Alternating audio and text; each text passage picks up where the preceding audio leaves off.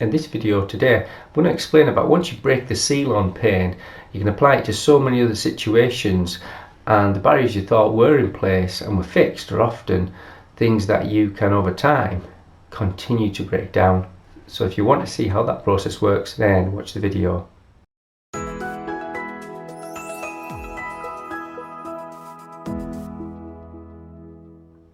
Hi, my name is Drew Coverdale. I'm a physiotherapist in England and I help people deal with their persistent pain and help them find ways to reverse it.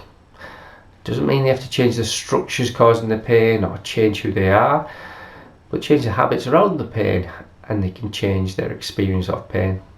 If you're interested in this video or others like it, then click on the subscribe button in the corner and you'll keep up to date with any videos that might help you or your patients reverse their pain.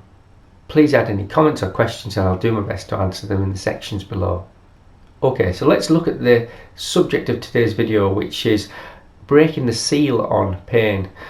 And what I mean by that is that it's a fear-based limit that someone experiences, that it stops them pushing through, or sometimes they push through frustration. Once the adrenaline's gone and the cortisol's gone from dealing with the event that meant they push through the frustration, the pain's there again at the same limit, or over time it comes down. So that threshold is a barrier. Right? It's a barrier for someone's life. It limits them, it's uncomfortable, it frustrates them, and there's fear attached to it.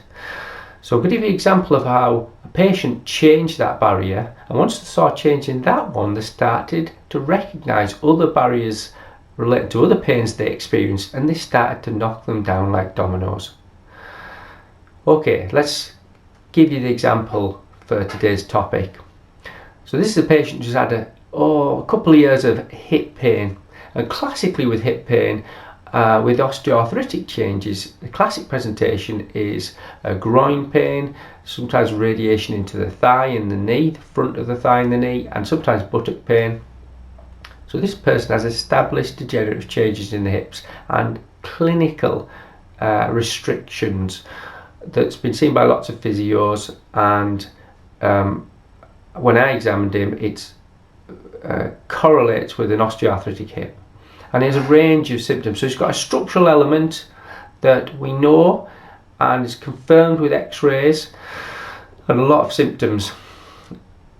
So I said to him, let's look at all of these symptoms to say, do you need to have all of those to confirm the fact you've got osteoarthritis? So now you know you've got osteoarthritis, can we soften some of that alarm system? So framing it like he knows he's got it, so does he need all the alarms going off most of the time with really simple cues? And one of the biggest ones was he couldn't get into the van in a certain way, so lifting the knee up the thigh up would cause pain. It would be pain that'd be in the groin and down the thigh, and that is a real consistent thing every day. So he anticipates it happening, he experiences it happening, it's unpleasant, and he doesn't want it to happen again, and yet he's got to get in the van again and go and do the same thing each day. Now once we started to do something for that, not pushing past, not manipulating, not forcing hard, but doing techniques that are almost less counterintuitive. So I did some things in clinic, he did some gentle movements, so you're getting people to tap into the kind of calmer mechanisms that are counterintuitive for the very driven people, but start to make the primitive brain feel safe. He left the clinic, got in the van, reported a week later, said, I can't believe it, I've got in the van fine all week. He couldn't believe it because he'd had that restriction for so long, a year or so, and it's merged into the idea of osteoarthritis. So he quickly changed it without really moving his hip much at all. So once you deal with the fear rather than the physical element, you see what layers of pain are added to the physical element. So this fascinated him. So he knows he's got arthritis, but now he doesn't have the same level of symptoms he had. And so he started to automatically address other situations. So if someone's got a painful hip, quite often they can't put the shoes and socks on. So he'd have to put his foot on a box to tie his shoelaces.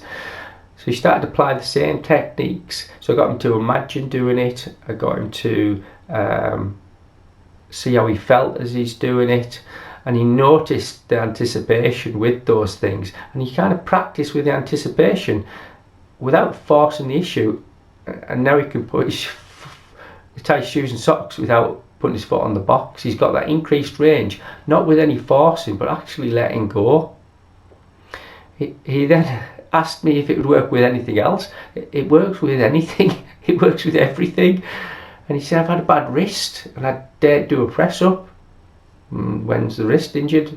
5 years ago, something happened, not too sure what it was, but since I've struggled with press ups, so I avoid it. I said, how do you feel when you think about doing it? He said, oh, I'm not confident in it. That tissue's healed 5 years ago, doesn't matter what's happened to it.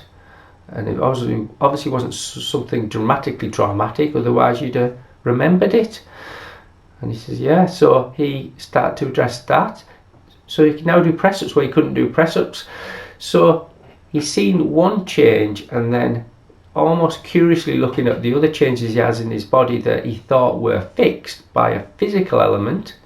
He's now realising that it's the psychological, the experiential anticipation of pain that actually triggers it, irregardless of any physical elements, because those pains have dissipated.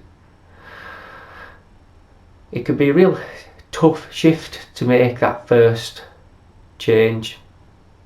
It can be a leap of faith. It can sound too strange to be true, but I see it every single day in clinic.